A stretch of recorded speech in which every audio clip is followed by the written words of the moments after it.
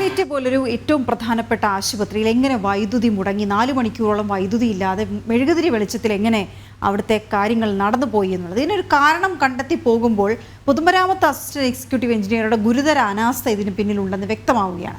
വൈദ്യുതി കണക്ഷനുകളിൽ അറ്റകുറ്റപ്പണികൾ ഇല്ലാതായിട്ട് 2 വർഷമായിരിക്കുന്നു. Maintenance എസ്റ്റിമേറ്റുകളിൽ തീരുമാനമെടുക്കാതെ assistant executive engineer നടന്നു എന്നാണ് മനസ്സിലാക്കുന്നത്. അതിൻ്റെ തെളിവുകൾ ജനം ടിവിക്ക് ലഭിച്ചിട്ടുണ്ട്.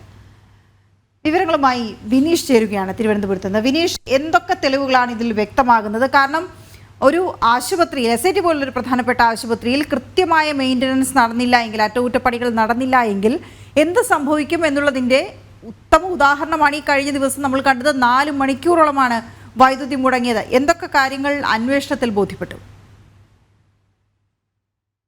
ഓക്കെ, എനിക്ക് തോന്നുന്നു വിനീഷ് തയ്യാറാക്കി റിപ്പോർട്ട് ഉണ്ടാക്കാം. റിപ്പോർട്ട് കണ്ട ശേഷം നമുക്ക് വിനീഷിലേക്ക് വരാം. തിരുവനന്തപുരം എസ്ഐടി ആശുപത്രിയിലെ വിവിധ ഇലക്ട്രിക്കൽ കൺട്രോൾ പാനലുകളുടെ കാലപ്പഴക്കം 2 വർഷത്തിലധികമാണ്. മെയിൻ്റനൻസ് നടപടികൾ ആവശ്യപ്പെട്ട് കീഴുദ്യോഗസ്ഥർ പലവട്ടം പൊതുമരാമത്ത് അസിസ്റ്റന്റ് എക്സിക്യൂട്ടീവ് എഞ്ചിനീയറെ സമീപിച്ചു. ഇത് പ്രകാരമുള്ള എസ്റ്റിമേറ്റുകളും പലപ്പോഴായി നൽകിയിരുന്നു.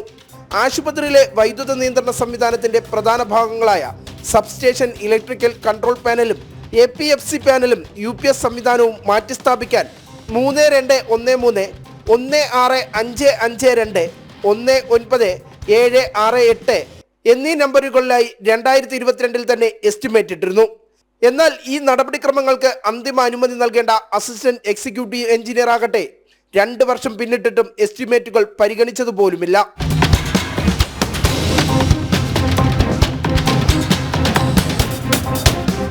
ഇതോടൊപ്പം 2 സർവീസ് പാനലുകൾക്കും എമർജൻസി UPSനും 2023 എസ്റ്റിമേറ്റ് നൽകി.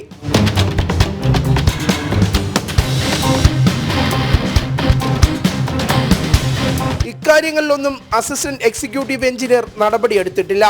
ഇതിലും ഗുരുതര വീഴ്ചയുണ്ടായത് ന്യൂബോൺ ICUവിലെ എയർ കണ്ടീഷൻ സംവിധാനത്തിന്റെ കൂളിംഗ് കോയിലുകൾ മാറ്റിസ്ഥാപിക്കുന്നതിലാണ്.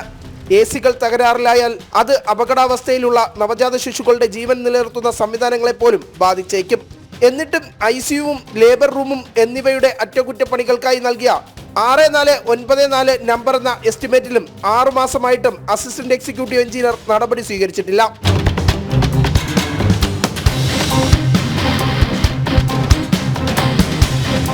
അസിസ്റ്റന്റ് എക്സിക്യൂട്ടീവ് എഞ്ചിനീയർ വരുത്തിയ വീഴ്ചകളിൽ പക്ഷേ നടപടിയെടുത്തതാകട്ടെ കീഴ് ഉദ്യോഗസ്ഥർക്കെതിരെയാണ്.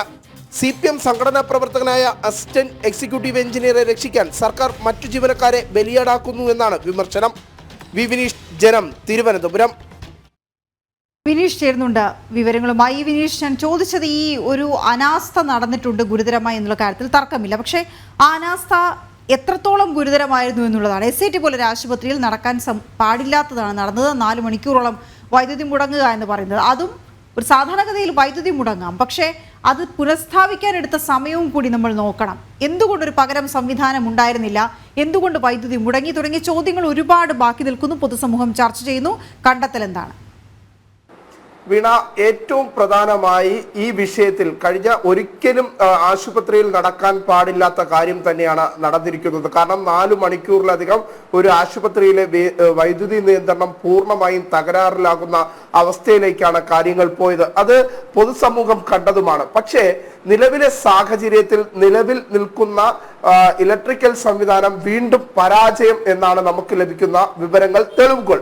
ഏറ്റവും നിർണായകമായ തെളിവുകളാണ് ഇപ്പോൾ ജനം TV പുറത്തുവിടുന്നത്. കാരണം സംസ്ഥാന സർക്കാരിന്റെയും ഉദ്യോഗസ്ഥരുടെയും മാത്രം പക്കലിലുള്ള രേഖകളാണ് ഇപ്പോൾ നമ്മൾ പുറത്തുവിട്ടിരുന്നത്. പ്രത്യേകിച്ച് അസിസ്റ്റന്റ് എക്സിക്യൂട്ടീവ് എഞ്ചിനീയറുടെ ഭാഗത്തു നിന്നാണ്, പൊതുമരാമത്തിന്റെ അസിസ്റ്റന്റ് എക്സിക്യൂട്ടീവ് എഞ്ചിനീയറുടെ ഭാഗത്തു നിന്നാണ് ഗുരുതര വീഴ്ച ഉണ്ടായിരിക്കുന്നത്.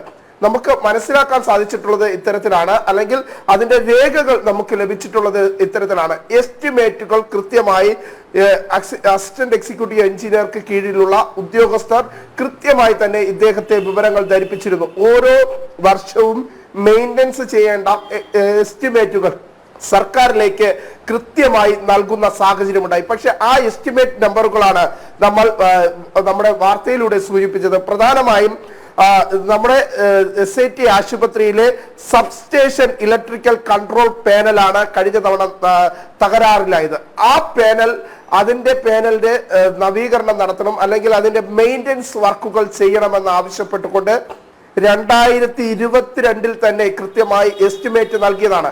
ആ എസ്റ്റിമേറ്റ് നൽകിയിട്ടും അത് കൃത്യമായി ഉപയോഗിക്കാതെ ആ ഒരു പാനലിന്റെ കാലപ്പഴക്കം അത് പരിശോധിച്ച് എസ്റ്റിമേറ്റ് നൽകിയതിനു ശേഷം അതിന്റെ തുടർ പണികൾ അത് കൃത്യമായി നടത്താത്തതാണ്, മെയിൻ്റെനൻസ് നടത്താത്തതാണ് ഇപ്പോൾ ഉണ്ടായ തകരാറിന് പ്രധാന കാരണം. പക്ഷേ ഇതൊന്നും സർക്കാർ പുറത്തു പറയുന്നില്ല, ആരോഗ്യ വകുപ്പ് പുറത്തു പറയുന്നില്ല, പൊതുമരാമത്ത് വകുപ്പ് പുറത്തു പറയുന്നില്ല. നിലവിൽ ഈ ഒരു പ്രശ്നത്തിൽ രണ്ട് വകുപ്പുകൾ, ആരോഗ്യ വകുപ്പും പൊതുമരാമത്തും പരസ്പരം പഴിച്ചാരി രക്ഷപ്പെടാനുള്ള ഒരു ശ്രമമാണ് നടത്തുന്നത്. രണ്ട് വകുപ്പുകളിൽ കൃത്യമായ രീതിയിലുള്ള വീഴ്ചകൾ സംഭവിച്ചിട്ടുണ്ട്. പൊതുമരാമത്ത് വകുപ്പാണ് SIT ആശുപത്രിയിലും മെഡിക്കൽ കോളേജിലും അടക്കമുള്ള പ്രദേശങ്ങളിൽ കൃത്യമായി വൈദ്യുതി സംവിധാനം ഏർപ്പെടുത്തുന്നത്. ആ വൈദ്യുതി സംവിധാനം ഏർപ്പെടുത്തുന്നതിൽ വലിയ വീഴ്ചകൾ ഇപ്പോഴും നടന്നുകൊണ്ടിരിക്കുന്നു. നമുക്കറിയാം, ലിഫ്റ്റ് കുടുങ്ങിയ സംഭവം ഉൾപ്പെടെ ഉണ്ടായതിന് പിന്നിൽ ഇത്തരം പാനലുകൾ നിലച്ചതാണ് ഇതിന് പ്രധാനപ്പെട്ട കാരണം. പക്ഷേ ഇതൊന്നും പിന്നീട് മെയിൻ്റെനൻസ് വർക്ക് ചെയ്യാൻ സർക്കാർ ഉദ്യോഗസ്ഥർ തയ്യാറാകുന്നില്ല എന്നതാണ് എടുത്തു പറയേണ്ട കാര്യം. പക്ഷേ സർക്കാരിലേക്ക് ഈ അപേക്ഷ സമർപ്പിച്ചാലും കൃത്യസമയത്ത് ഇതിനുള്ള സാങ്ഷൻ ലഭിക്കുന്നില്ല. ഏറ്റവും പ്രധാനമായി മറ്റൊന്ന് നമുക്ക് സൂചിപ്പിക്കാനുള്ളത്, ഇനിയും നിരവധി പാനലുകൾ ഇത്തരത്തിൽ തകരാറിലാണ്.